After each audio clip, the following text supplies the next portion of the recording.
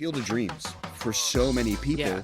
God. it knocks people out. You know, the moment of the father and the son having a catch, and I have those feelings with baseball for with my son, because my favorite times in the world were when he was 11 and we would just go to the batting cage and I would just toss him balls all day long. I'm the sort of person who, when it comes to sports video games, I'd rather play the football manager than the play. It's bad. It's gotten worse as I've gotten older.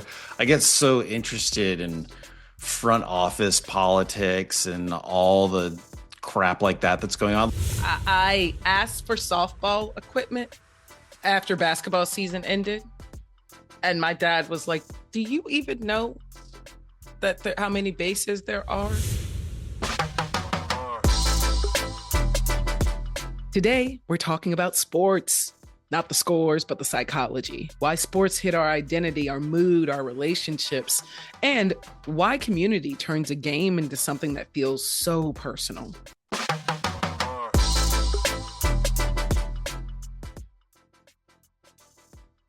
You wearing a Rams shirt, Jamie? Represent, baby. So Represent. Proud of you. Don't shy away. Congratulations on a yeah. Thank you. It was a rough Sunday. It was a great game. Anybody that didn't have a dog in the fight, or anybody that's a Seattle fan, just had a blast, because it was an excellent game to watch as a spectator. As a Rams fan, I was pained for several instances. We got to fix our special teams for sure. That I saw a meme today where this dude he had his dog on the second floor and the apartment was on fire, and there was somebody down below him saying, "Throw the dog down, I'll catch him." And it was the Rams punt returner, and he was like, "Nah, I'll just walk down the stairs." It's no faith, no trust. Oh. So anyway. But the special teams. It was I feel great about that team. I love that team. They're a fun team to watch. They've got a lot of really good personalities. Seattle is an excellent team with an excellent defense, and Cooper Kupp, who was a Ram for the longest time up until this year, is got a Super Bowl ring with the Rams, and he's a favorite of mine.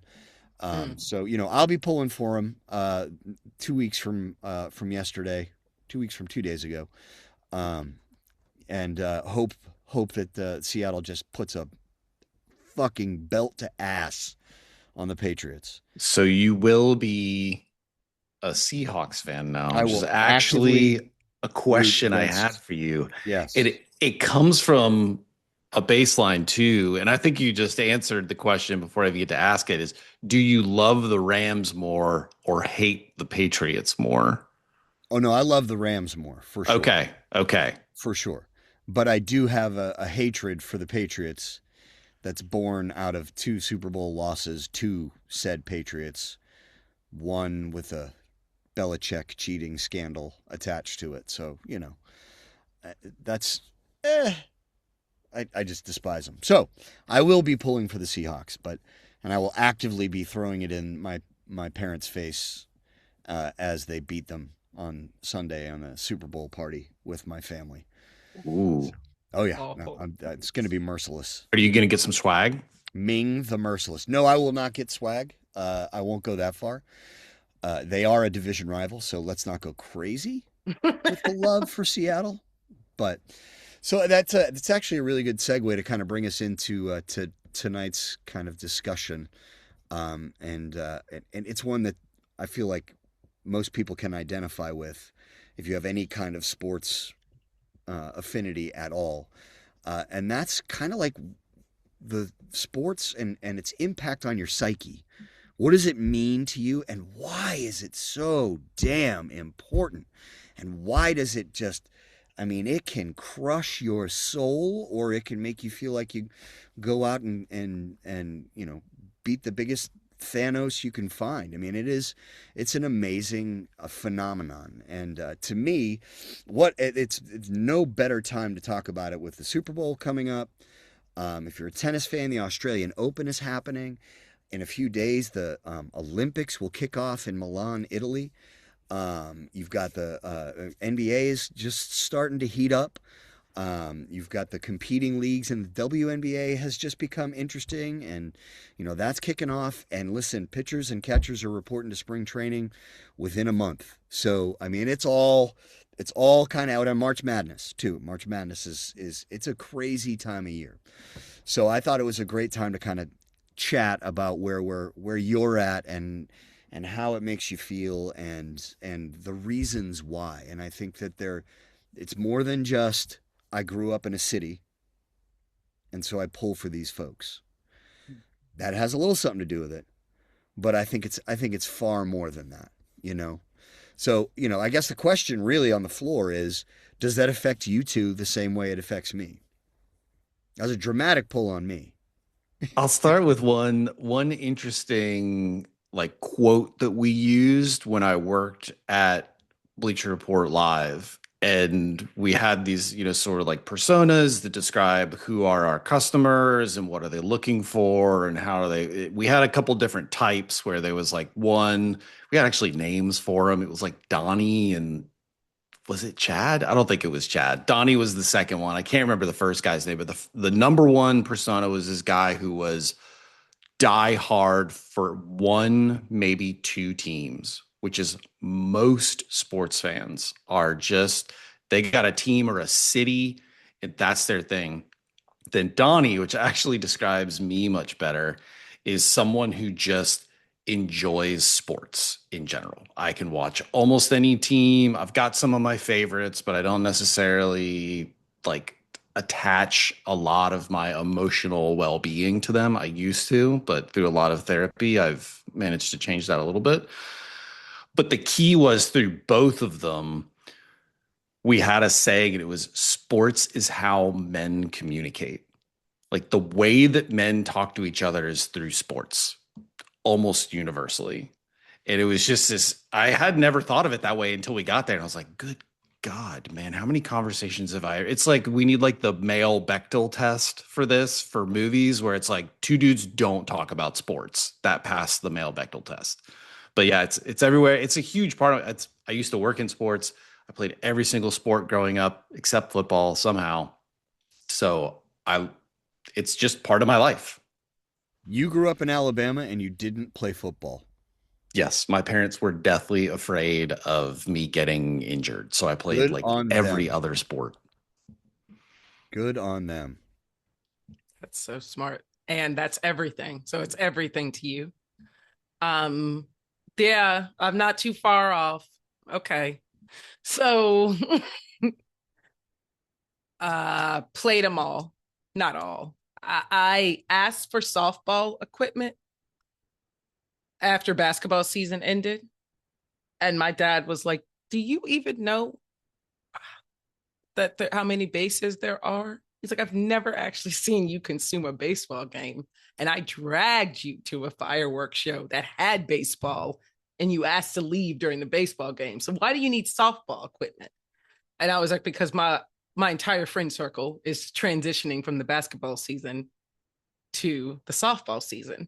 So what would I be doing if not playing? And the coach told me that I've never played, but she'll figure it out. And I guess I can be catcher until she can figure it out, which didn't make sense to me because I was like, it feels like they do a lot, but she's got a plan. And he said no. And I was like, okay, that seems strange because you always say I need friends. And so I went to school and I told everyone, and people were like devastated. And I was like, what's going on? I was like, why is everyone so upset? And I was like, oh my God, I'm the center of this friend circle in the universe. It says, I have 5 points, 5 rebounds, and 5 fouls. That was my stat line when I was playing basketball. Like that is, and if you ask anyone who ever saw me play, it was a very quick 5 minutes that I could do all of those things. So I was in and out. But when I knew it was time to transition over seasons, that's when I realized that it was like the center of my social circle and it meant everything. My mother knew that. My father and her talked overnight. He walks in my bedroom and is like, let's go get the gear. And I was like, oh no, I already told everyone I'm going to hang out with the Black girls. I've already got a new plan. I'm not doing softball now. But they had a conversation where they were like, do you not recognize that this is like her life marker and her identity right now? You idiot. You were going to go get the softball gear.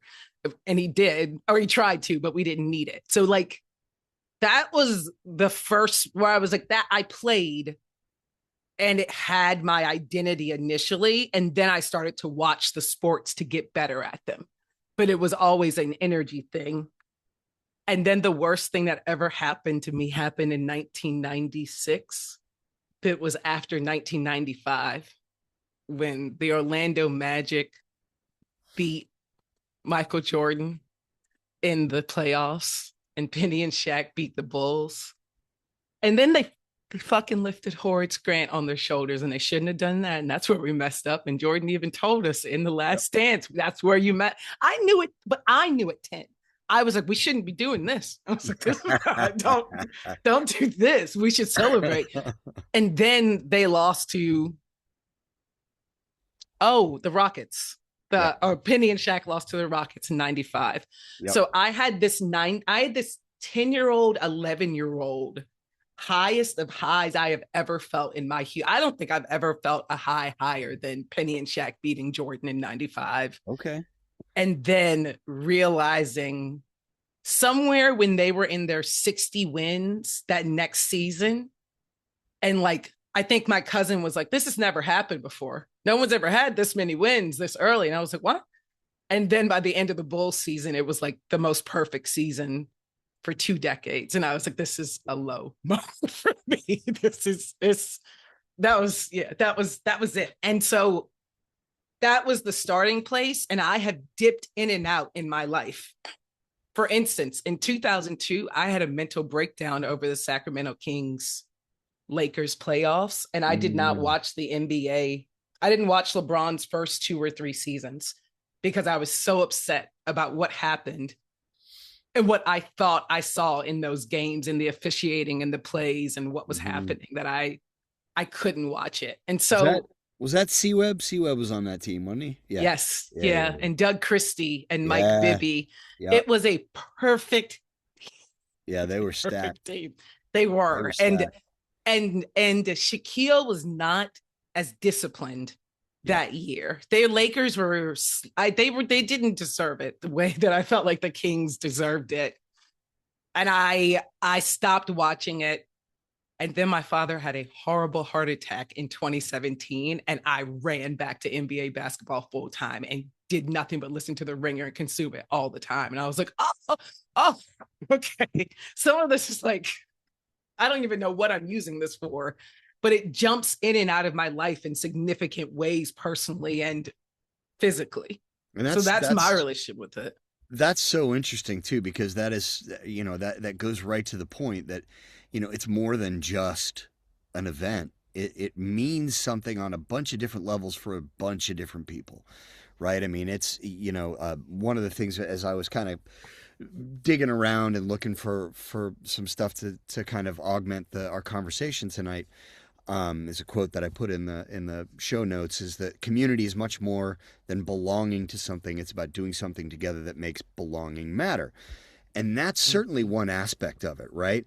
You identified with the NBA because, for a number of reasons, but that real heart tug was the connection, the community that surrounded your dad and you, and the events that happened with that. So it's I think that there's so many, that's, a field of dreams for so many people. Yeah. It knocks people out because, the moment of the father and the son having a catch. And, I have those feelings with baseball for, with my son, because my favorite times in the world were when he was 11. He was terrible.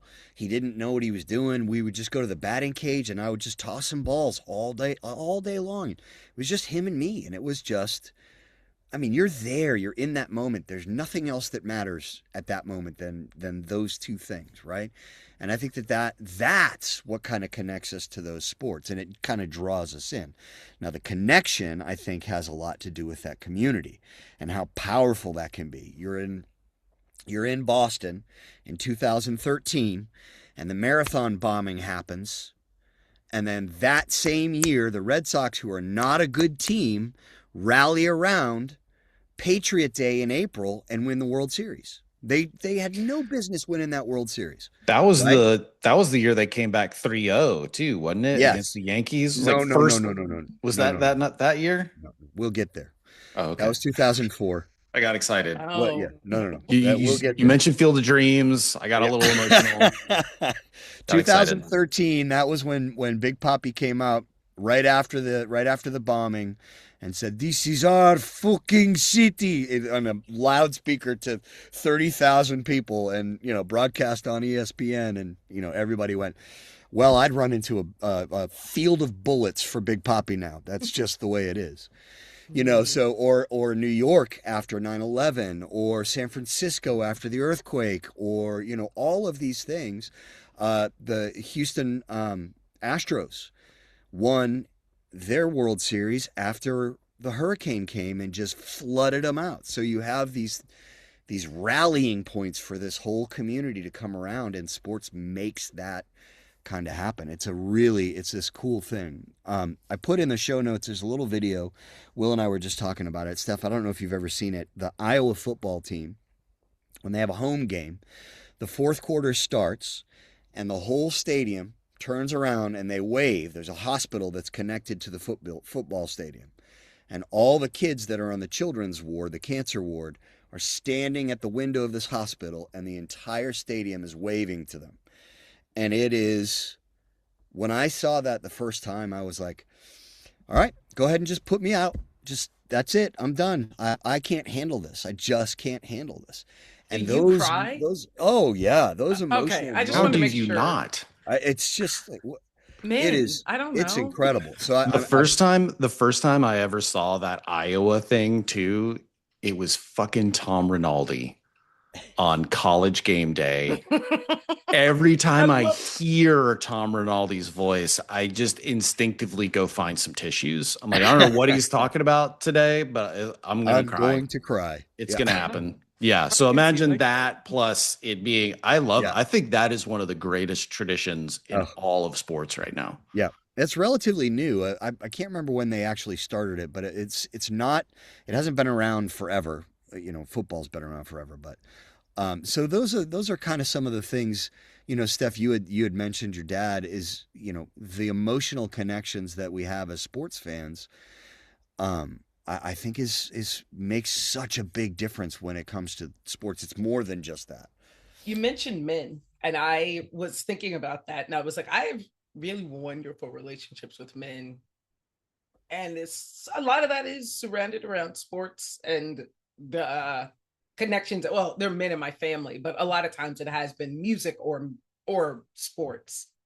The one thing I will say with women's sports, or my experience, and I think this is true for men and community, is like sports taught me how to care deeply without needing to control the outcome, and to sit in disappointment with another group of people.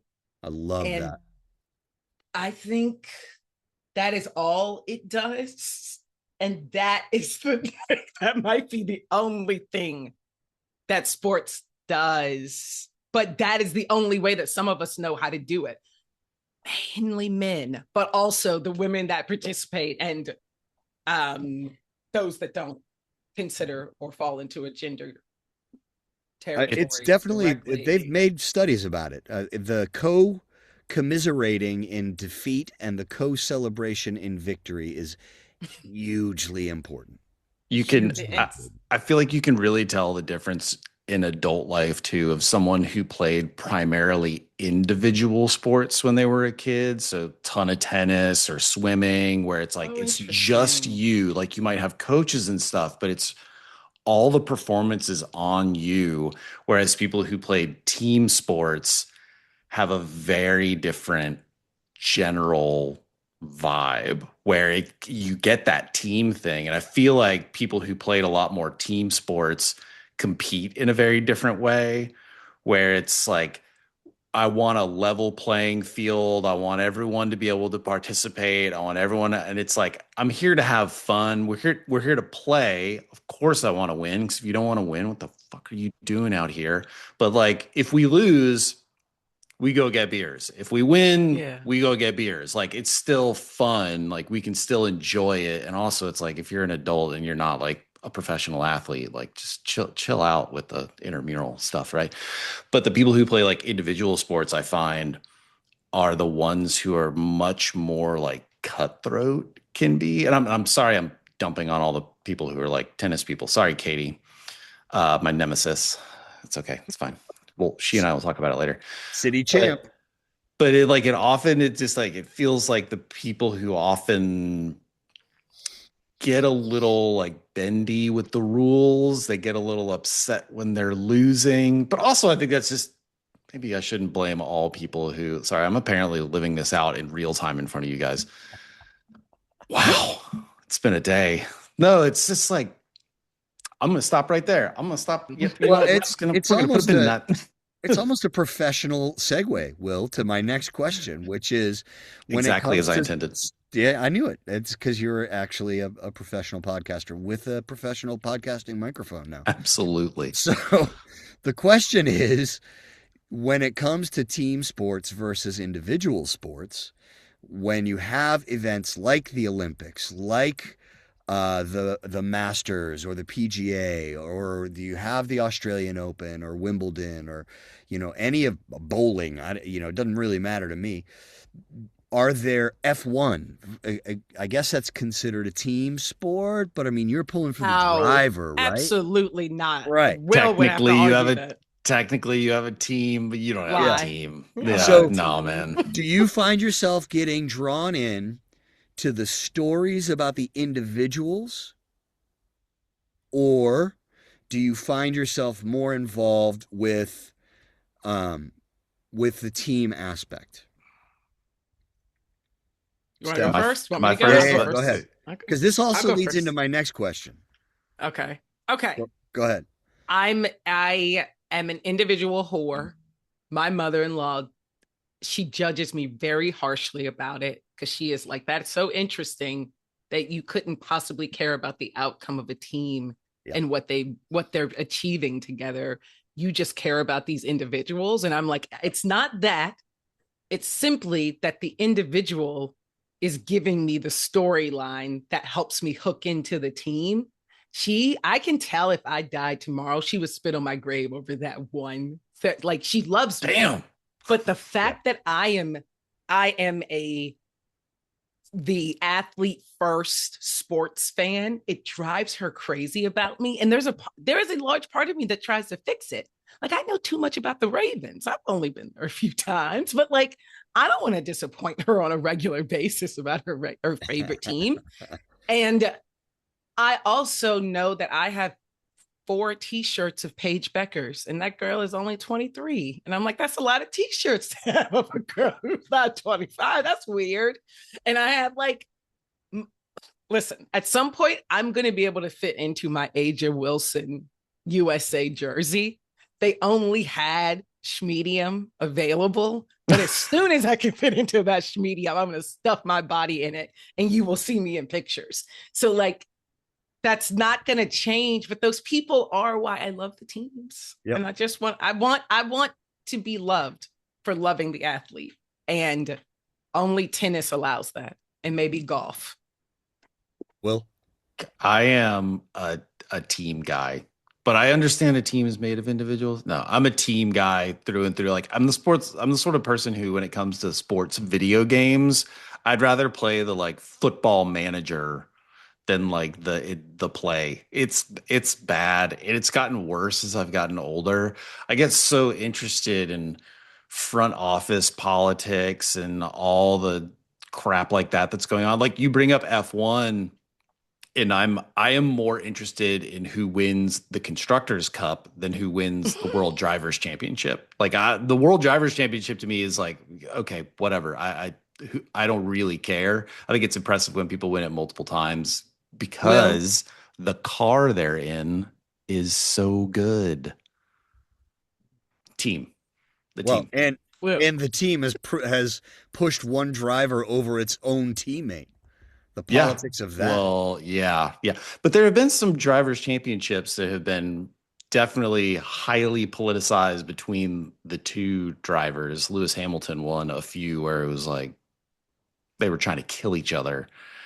Um, but yeah, it's weird. So I think overall, like I'm a team person. Like I love Yeah. the overall organizational stuff that has to come together. And I think by extension, the community, it's like what I'm going to put you on point one time, Jamie, because I want to get really deep on like how the hell is Boston this mecca for sports? Like it just doesn't make sense to me. We'll get to it. But that whole community team thing I'm really interested in, but I certainly do gravitate to individuals who I think are just the pinnacle. Love me some Shaq. How could you be a kid watching NBA basketball growing up and not love Michael Jordan? I guess maybe if you hated the Bulls and hated Michael Jordan, I guess that could be it. But I don't know how you actually do that. Like Kobe, like a lot of people who I think about probably way too. I'm a grown man thinking about other grown men playing sports probably way too much on a daily basis, but that's how I live my life, you know? It's interesting that you say that because I think the individual, the athlete first mindset is a generational thing. You mentioned, Steph, that your grandmother is big, like how could you possibly root for this guy? Mother-in-law. Oh, Mother-in-law. Yeah. apologies. No, no. Uh, and for me, I, you know, I'm a Red Sox guy through and through, and then I think that free agency has allowed the invention of free agency has allowed people to go, oh, I really love this player. He was on my team. He is no longer on my team. I can still pull for this guy, even though, because back in the day when players really didn't have any agency, they were locked in. You weren't going anywhere, right? It was blockbuster news when people were traded. Are you guys Olympics people? Hmm. Do you care? Huge. I Huge? try not Huge. to be. Huge. Summer or winter, Steph? Summer, but I'm very passionate about winter too. But summer is my jam. And being born in the year 1984 and very excited about the LA Games happening again in my lifetime. So it will have happened twice in my lifetime in the same Maybe. place. I was going to mention until you said that it was a real person you were referencing. Yeah. My entire life growing up for the Olympics, Russia was the scary outsider. And going into this Olympics, it's us. Yep. We're the Russian. And that makes me so sad to be Drago. Yep. But like okay, I guess I'm Drago. That's so Yep. weird to be Drago though. They announced today that the Department of Rocky. Homeland Security is sending ICE to Italy to help with security. What? That's bad. Yeah. Yeah. Why? And the Italians are like, really? We got it. So it's an interesting little tidbit. Interesting. Well, I look Okay. forward to down that that road. international incident. Yeah, that'll be great to read about. And maybe Olympics, but love them. Yeah, I agree with you. I think I'm a Summer Games guy. I do love some of the winter stuff because we don't get to see it very often. I do find the ice skating very compelling. Yes. So I think that to me that's the main. I think that's pretty obvious. That's the main draw, is the ice skating for the winter. I think snowboarding changed. I agree. For me in the last decade. I actually started to care and know the people when they weren't snowboarding. And I was like, oh, look at Shaun White. He's here. He's not going anywhere. And that was very cool to see in my lifetime because I don't feel like when I was little, I actually knew or cared about any of the sports that were happening at the Winter Games. But yeah, no, that's been great. And I cried when Muhammad Ali lit the flame in his last decade. He was around for another maybe 15 years, maybe 10 years after that. Yep. But I think that was the Atlanta Games in 96. Yeah. And that was a major life event moment. And that was Muhammad Ali. I cared about the teams and really care about the teams during the Olympics. It's the team that we have all been brainwashed to be a part of. And the team that you'll always root so loud for is your American team, which I always think is so great. It's how we come together around that while also shitting on each other. Yeah. Will we be coming together this year? We'll see. See? It's an interesting, you know, Minnesota that you see all the at the basketball games, you see these moments of silence and then you hear the fans and you know, I mean, And the athletes. Yeah. sports give you that opportunity to go, okay, here we are as a unit. How do we feel? Right? And it's an important thing. I mean, when that national anthem hits, how do you feel about it? Right? I mean, are you God forbid, are you embarrassed when you know where the you know the Florida Panthers are playing up in Montreal and they play the national anthem? Or does it make you cringe because the Canadians are like, fuck your national anthem. We are not the 51st state. We have you know X, Y, and Z. You know, I mean, so it should be an interesting. There will be an interesting Olympics. It'll be fit, and the Olympics are always filled with politics. We know this. When they were in 100%. Korea, when they're in China, when they're in Russia, when they were in Germany, and you know the American athletes were, you know, Jesse Owens was making a statement, and you know it's always going to be that way, and that's Yeah, a good thing. I think. I believe it's a good thing. So you know. I do too. I think it's We'll one of the really amazing things about sports, like getting back to the whole community, is that it's a way to take people, especially in the Olympic athletes, because it's like track and field people are not celebrities except for those few moments around the Olympics, maybe a Yeah. month afterward. And there are some iconic moments from Olympic history. Like I'm blanking on everybody's name, but there's the photo of the two black men who won, and they're doing the Yeah. Yeah. what is that called? What is it? Yes. It's Black like Power. Black Power, yeah. And it was like the gloves that they're wearing are from the guy who got third. He Yep. was this Australian guy, and Yep. he was like a pariah back home. No one would talk to him anymore because he gave those guys his glove. But like that picture is iconic. Yep. And you get that kind of stuff out of the Olympics. Those 30 for 30s, by the way, they did a 30 for 30 on that. Mm. Excellent. Muy excelente.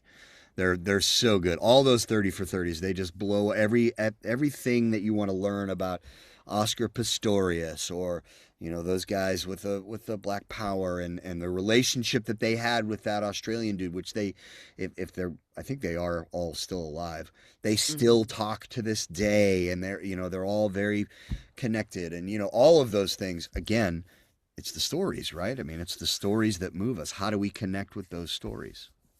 So it's an interesting time. The Australian Open is rolling. There's a lot of personalities in the Australian Open. I love watching the tennis because of the technicality of it, and I just think it's just such a demanding sport, both physically and mentally. Serena Williams is the most dominant athlete of all time, Correct. and I don't think it's close. Truth. I don't either. True. And a lot of people bristle at that. That woman, if you go back and look at her career, she won Grand Slam titles pregnant. I mean, it's the domination that she and Venus to an extent, but her in particular, Yeah, it's different. they put together. It is just, it's astonishing. It really is astonishing. Can I say something? Because you guys Yeah. can't and you won't have this point of view. It has been so hard watching all of her successors and my cousin group chat about like, oh, Coco. Oh, Simone. Oh, like the way that the group, it's only cousins. And it's we had Serena and Venus our most of our lives, Right. Some of us in the group chat remember Arthur Ashe when he was dying because we lived in Richmond and Arthur Right. Ashe Center he built in that area. So like tennis means a lot to the family overall. I think I had a gay cousin that was getting up through the professional tennis ranks, but then she had Nice. depression and there was a whole thing with that. But I always remember this as a tennis matters. It has been so hard watching these girls after her, and it's raised for us like it was never this dark after Jordan. Right. It doesn't feel this dark after Tom Brady. It doesn't feel this dark after someone leaves for their who you think could be their successor, Right. like it does with Serena. And that's how I'm starting to like look at the gap of like, God, like Dominique Dawes. Like if you look at gymnasts, Right. when Black people have a successor, we need you to work out. And this has been a disaster post Serena for Right. me, from that perspective of like, who's the daughter coming up after the queen? Who's it? Yeah. It's nobody right now. So that's Well, why I'm like, yeah, that's fair with Arena. so That's true. That's right. I think ESPN has fumbled the coverage of the Australian Open in a big way this Because time we have to around. be up at 3 a.m. or No, it's just the way that they're handling it, the way that they're showing it. They're jumping into matches in the third set. They're and important oh, matches too. So they're not broadcasting one particular match. They're doing a coverage of all of the things. it's like red zone. Unless you have ESPN plus plus plus Super Prime double secret probation, and then you can log on to the app and watch individual matches. And that is really stupid. Okay. And if I That's a were bummer. tennis, if I were tennis, I'd be fucking pissed. If I were the I'm gonna ask. WTA or the ATP, I'd be Mhm. furious. That is a great point. Yeah. What happens in this world of streaming? Like the major events are getting pushed to the tertiary streaming platform versus the main network that it might be readily available for everyone. Yeah, that's a good one. I was thinking about basketball and I was like, unrivaled 3-on-3 women's basketball is better than 5-on-5 women's basketball. And it's not even close for me right Oof. now as a format improvement. And I'm like, uh-oh. And I thought during the bubble, during the NBA NW bubble, I was like, this is better. We shouldn't have fans in there because you guys can do more with the cameras and do different angles if fans aren't in there. Then they brought some of those innovations, and I was like, oh, there might just be too many people on this floor. And I would like to see a game that has much more spacing for whatever reason. And I like that. I like trying format changes in professional sports. I like that baseball sped up. I Oh yeah. watched 3 games. I watched 3 games on TV, and I would never have done that in the last decade otherwise. So like format changes also help with community and like just the feeling of the sport. Uh, the NBA has ruined it with playback and replay.